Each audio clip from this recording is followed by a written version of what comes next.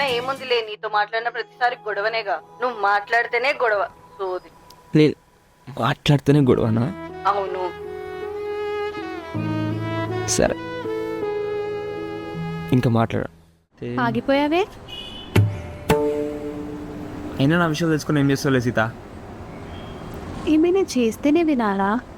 Ram ma'am, Ram చాలా బాగా మాట్లాడతాడు.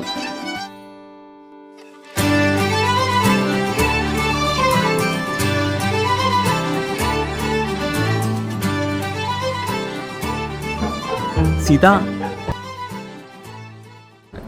అయినా సామాన్ కోసం షాప్ దాకా రావడం ఏంటి సీత? నా వాట్సాప్ పెడితే ఇంటి దాకా తీసుకొస్తా కదా.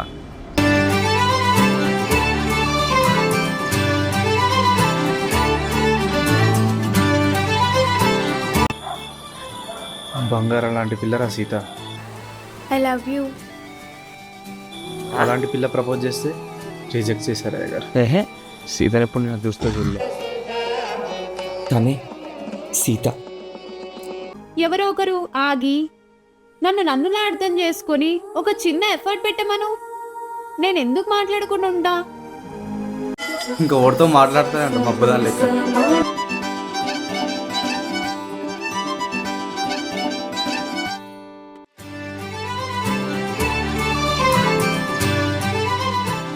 నన్నులా అర్థం చేసుకునే రాముడు వచ్చే వరకు ఈ ఒంటరి వనవాసం తప్పదు రాము. ఏంటి సీత, ఇప్పుడేం సునామీ వచ్చి మనం కొట్టుకొని చచ్చిపోం కదా? నువ్వు ఇంత మాట్లాడతావా సీత? నువ్వు వింటావు కదా, వినవా? వింటా. ఇప్పుడు నేను వెంటనే నాకు సీత కావాలి అని రావణాసుల్లా ఎత్తుకెళ్ళో లేదా బలవంత పెట్టు నువ్వు నా సొంతం అవ్వంటే మట్టి కొట్టుకోపోతా. నా ప్రేమ సీతకు తెలిసేలా కాదు, తన మనసుకు నచ్చేలా ఉండాలి. అంటే అప్పుడు నేను తనలా ప్రేమించడానికి తన రాముల్లా మారి తన మనసులో స్థానం సంపాదించుకుంటే రాముడి పక్కన సీతలా, సీత పక్కన రాముల్లా బాగున్నాం కదా. తను నాకు కావాలని నిన్ను మొక్కి అడగడం బాగోదేమో, తన్నే అడుగుతా. నా ప్రేమను ఎలా అయినా ఒప్పుకో సీత. అప్పుడు నేను ఉత్తిరామయ్య కాదు, సీతారామయ్య. అంటే తన పేరు పలికితే కానీ నా పేరు పూర్తవదు. అడిగితే వరాలు ఇస్తుందో లేదో ఈ దేవత.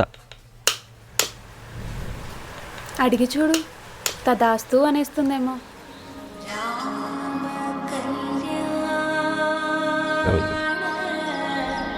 మనం పెళ్లి చేసుకుందామా సీత? నువ్వు చెప్పు, చేసుకోనా వద్దా?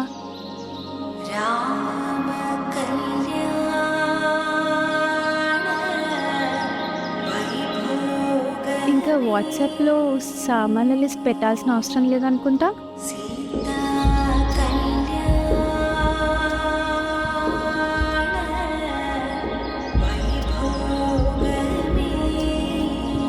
ఆహా, అద్భుతం రాజా.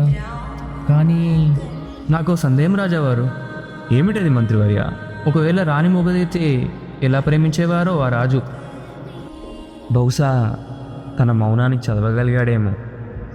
అవతల వాళ్ళు ఏమంటున్నారో కాకుండా ఏమనుకుంటున్నారో వినగలిగేదే నా వరకు ప్రేమ అంటే.